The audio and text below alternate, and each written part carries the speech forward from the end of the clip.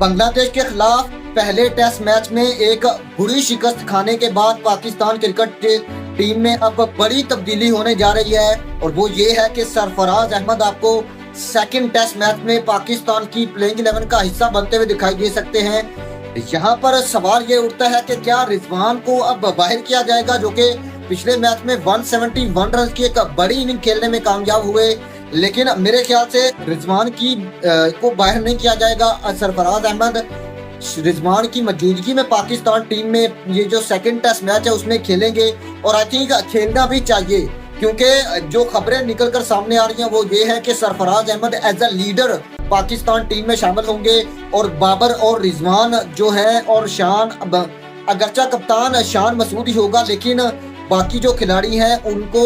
Tackle करने के लिए और मैच की सिचुएशन को हैंडल करने के लिए सरफराज को पाकिस्तान टीम में शामिल किया जा रहा है। लेकिन आई थिंक मुझे तो इस बात का भी अब तक समझ नहीं आई कि आप सरफराज को अगर टीम में आपने रखा हुआ है तो आप उसके एक्सपीरियंस को, आप उसकी जो एबिलिटीज है, मैच विनिंग और मैच को समझने की जो उनकी सलाहियत है, आप उससे कब फायदा उठाएंगे। क्योंकि यही हाल आपने देखा श्रीलंका का हुआ कि जब कुमार संगकारा और महिला जयवर्धना टीम से ड्रॉप हुए, यानी कि उन्होंने इस्तीफा दिया, तो उससे उनको चाहिए था कि अपने अंडर एक ऐसा कप्तान, अपने अंडर एक ऐसे 3-4 खिलाड़ी तैयार करके जाते जो कि उनकी टीम को सहारा देते और इन फ्यूचर जो टीम है वो उनके सहारे चल पाती। और जिसकी वजह से अगर जो उन्होंने नए प्लेयर्स नहीं तैयार किए, जिसकी वजह से श्रीलंका टीम का आपने हाल देखा और पाकिस्तान की टीम अब उस मौके के ऊपर, उस मुकाम के ऊपर आकर खड़ी हो गई है।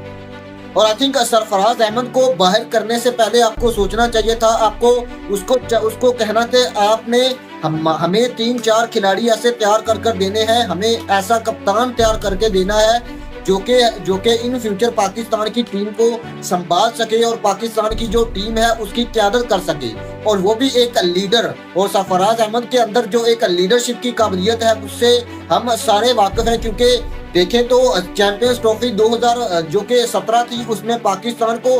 इस मुकाम के ऊपर, यानी कि ऐसे मौके के ऊपर जब आपकी टीम भारत के हाथों एक बड़ी शिकस्त झेल चुकी थी, उसके बाद सरफराज ने जिस तरीके से टीम को संभाला और टीम को न सिर्फ चैंपियन बनवाया बल्कि एक ऐसे लग रहा था कि पाकिस्तान की टीम एक बिल्कुल तब्दील हुई टीम है। और सरफराज अहमद T20 में बैक टू बैक 11 सीरीज जीतने वाले पाकिस्तान के पहले T20 कप्तान है, लेकिन उसको दूध में से मक्खी की तरह अपने साइड पर किया और फिर बाबर को हुक्मरानी दी गई और इसको हुक्मरानी देने वाला रमीज राजा था। और पाकिस्तान में जब रमीज राजा ने क़यादत संभाली, यानी कि PCB के चेयरमैन बने, इन्होंने तमाम जो अख्तियारात हैं वो बाबर के हवाले कर दिए और फिर उसके बाद टीम का हाल आपके सामने है। और फिर सरफराज को अब वापस लाना, आई थिंक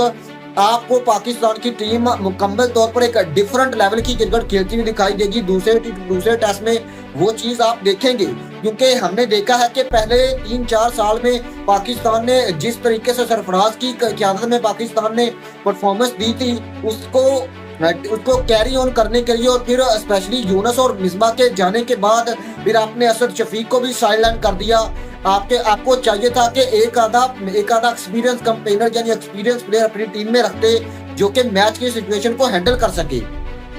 और यही सारी चीजें हमने 2021 T20 वर्ल्ड कप में देखी, जब आपके पास शुएब मलिक और मोहम्मद हफीज जैसे एक्सपीरियंस प्लेयर थे और आपकी टीम ने किस तरीके से उस टूर्नामेंट में आपने बाकी टीमों का मुकाबला किया। और बाकी अगर देखें तो उसके बाद T20 वर्ल्ड कप 2024 में पाकिस्तान की बुरी शिकस्त ये भी सवाल उठाती है कि आपने शुएब मलिक, मोहम्मद हफीज तो चले इस्तीफा दे चुके थे, लेकिन आप शुएब मलिक के साथ जा सकते थे, लेकिन आपने तमाम अख्तियारात जिन्होंने एक वर्ल्ड कप जैसे बड़े इवेंट में, अगर आप वर्ल्ड कप से पहले देखें तो इंडियन टीम बातें हो रही थी कि रोहित शर्मा, विराट कोहली नहीं खेलेंगे, लेकिन उन्होंने बड़े इवेंट को मद्देनजर रखते हुए अपने खिलाड़ियों को टीम में शामिल किया। और फिर आपने देखा कि जिस तरीके से इंडियन टीम ने परफॉर्मेंस दी, इंडियन टीम याद रहे कि T20 वर्ल्ड कप 2024 में एक भी मैच हारे बगैर जो है वो टूर्नामेंट में फातिहा करार पाई। और अब सरफराज का पाकिस्तान की टेस्ट टीम में आना आई थिंक बहुत ही खुशाइन बात है। और अगर सरफराज के पास 1-2 साल का अरसा बाकी है, स्पेशली उनकी टेस्ट क्रिकेट बाकी है, तो आप उसको, उसके एक्सपीरियंस को, उसकी जो काबिलियत है उनको यूटिलाइज करें और अपनी टीम में कुछ ऐसी चेंजेस करें, अपनी टीम के कुछ ऐसे खिलाड़ी पैदा करने के लिए तैयार करवाएं उनसे कि जो पाकिस्तान को इन फ्यूचर रिप्रेजेंट कर सके,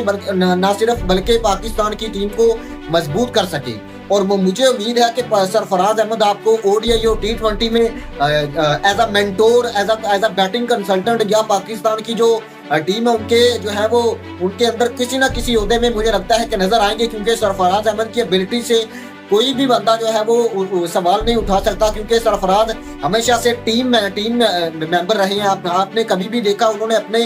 नंबर पर कंप्रोमाइज हमेशा से किया। अगर उनके नंबर पर कोई और प्लेयर आकर अच्छी इनिंग खेल सकता है, अगर कोई मैच की सूरत हाल एज अ फिनिशर किया, तो सरफराज ने वहां पर अपने आप को बैक किया, पीछे किया और ऐसे खिलाड़ी को मौका दिया जो कि उस मैच की सिचुएशन को हैंडल कर सके और इस मैच में पाकिस्तान टीम को जितवा सके। और सरफराज की इन्हीं काबिलियत की वजह से इनको ड्रॉप किया गया कि वो पाकिस्तान के लिए खेलता है, कि वो पाकिस्तान की टीम को जेल करने के लिए खेलता है। लेकिन अब आई थिंक वक्त आ चुका है कि आप ऐसे फैसले लें, आप